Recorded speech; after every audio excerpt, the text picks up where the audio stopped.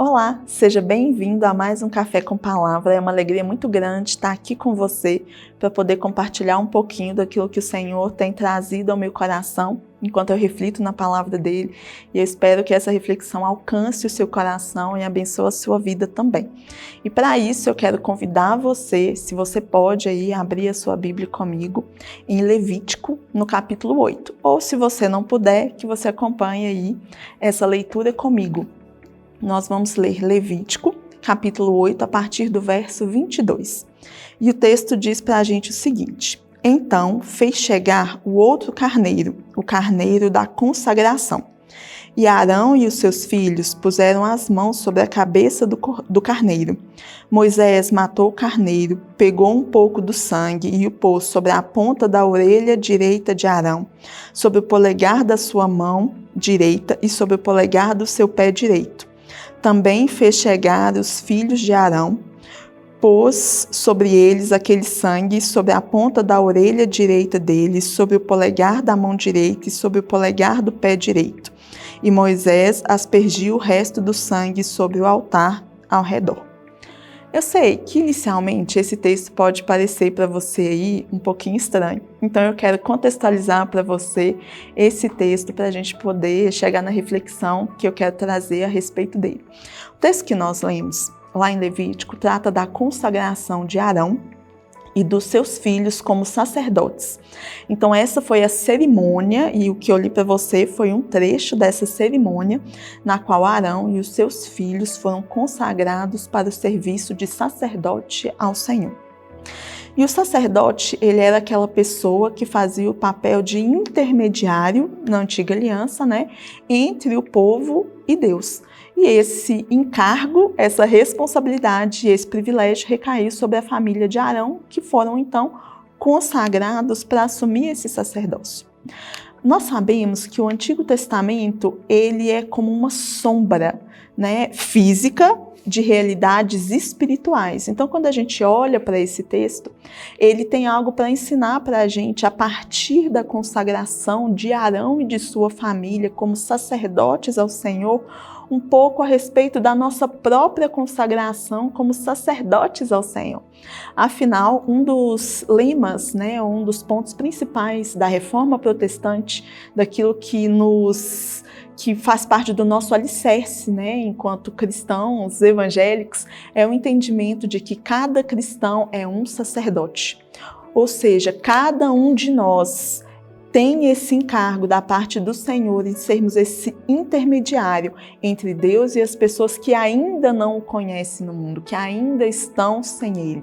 E nós, como sacerdotes, temos o privilégio, assim como os sacerdotes do Antigo Testamento tinham, de estarem diante da presença do Senhor, levando ofertas de sacrifício, de gratidão, orando, colocando a vida das pessoas diante do Senhor. Esse é um ofício que nós também temos. Por isso, um dos temas da Reforma Protestante era justamente que cada cristão entenda esse papel que ele tem de sacerdote.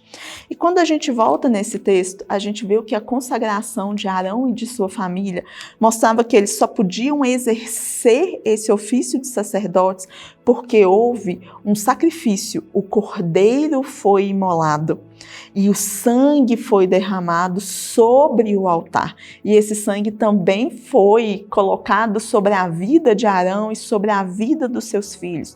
E era este sangue do cordeiro sem mácula e sem mancha que autorizava Arão e os seus filhos a estarem diante da presença do Senhor.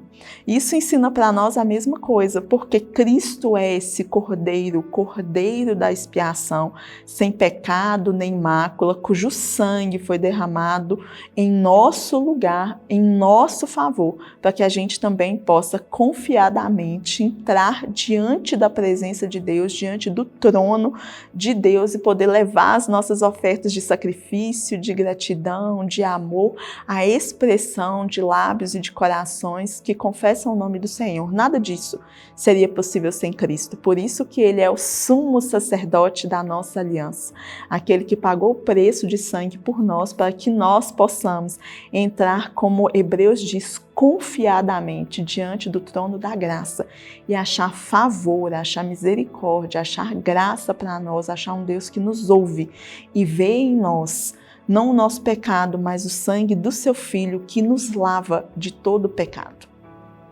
E é interessante que o texto mostra que, além do sangue aspergido sobre o altar, como essa oferta, né, que proveria a purificação de Arão e dos seus filhos, esse sangue também foi colocado em algumas gotas, em alguns lugares bem específicos do corpo de Arão e dos seus filhos.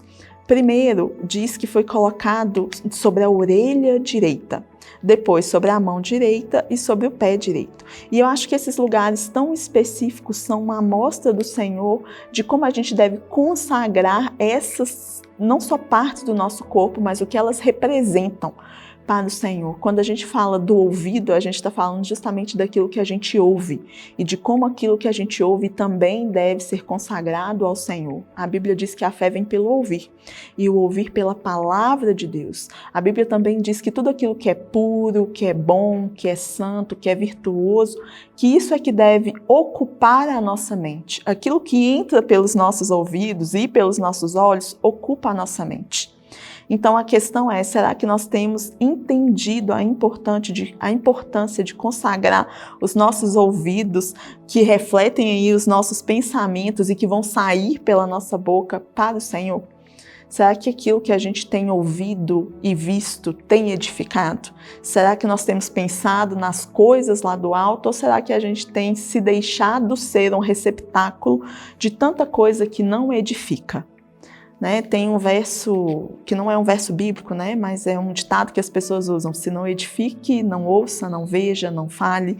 E acho que isso cabe bem aqui para a gente entender a importância dessa consagração dos nossos ouvidos ao Senhor, representando o que a gente ouve e aquilo que domina os nossos pensamentos. Depois disso, o texto diz também que a mão direita deles foi consagrada ao Senhor. E a nossa mão, ela fala das nossas obras, do nosso trabalho, do nosso esforço. Porque a Bíblia nos ensina, em Tiago diz isso, que nós não devemos ser apenas ouvintes da palavra, mas praticantes. Porque a fé sem obra é morta.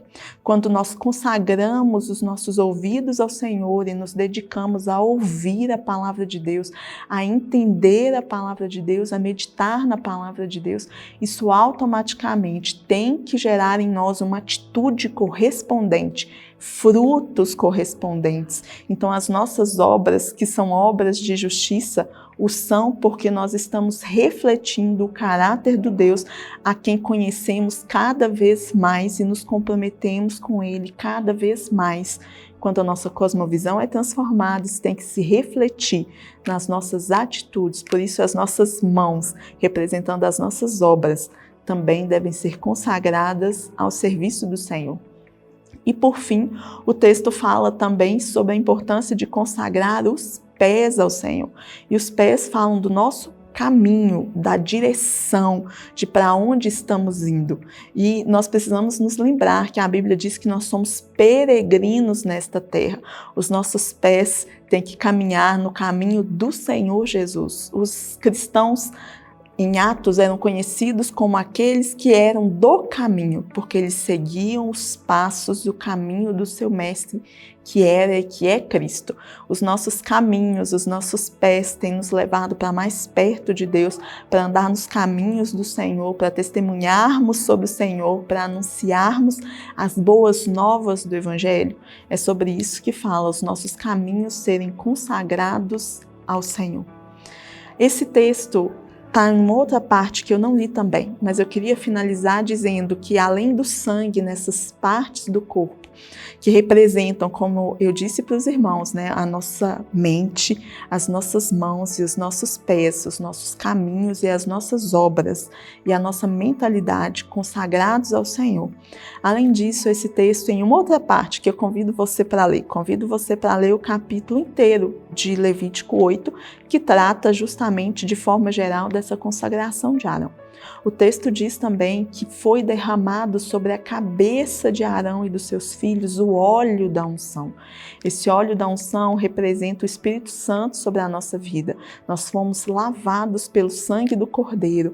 Nós estamos tendo a nossa mente transformada, as nossas obras e os nossos caminhos. E para que isso seja possível, a gente precisa dessa unção do Espírito Santo derramado sobre as nossas vidas, dessa presença constante do Espírito Santo sobre nós, assim como aquilo foi derramado sobre a cabeça de Arão e dos seus filhos. E o texto também diz que eles foram lavados com essa água que os purificaria, o que também fala do arrependimento.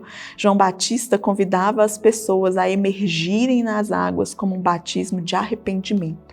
Então esse ritual dentro desse texto, quando fala de que eles foram lavados, fala justamente dessa arrependimento e busca de purificarem os seus caminhos diante do Senhor. Então nós precisamos entender o sangue do Cordeiro derramado em nosso favor e o privilégio que isso nos dá de entrar diante do Senhor. Precisamos consagrar os nossos caminhos, as nossas obras, a nossa mente, pedindo ao Espírito Santo que se derrame sobre nós, para que haja em nós constante arrependimento e zelo pelo Senhor. E por fim, a última coisa que eu quero colocar é que Arão não foi consagrado sozinho, ele foi consagrado com a sua família, porque o ofício de sacerdote não é um ofício solitário, é um ofício que nós praticamos também em comunidade. Nós precisamos uns dos outros para sermos sacerdotes que apoiam sacerdotes. Esse não é um ofício para um homem só, esse é um ofício para todos aqueles que creem em Cristo e juntos auxiliam uns aos outros como uma família sacerdotal, uma família, uma nação separada para o Senhor. Espero que você e a sua casa possam viver essa realidade e que o Senhor te abençoe a caminhar como um sacerdote do Senhor em todos os seus caminhos. Em nome de Jesus. Deus te abençoe.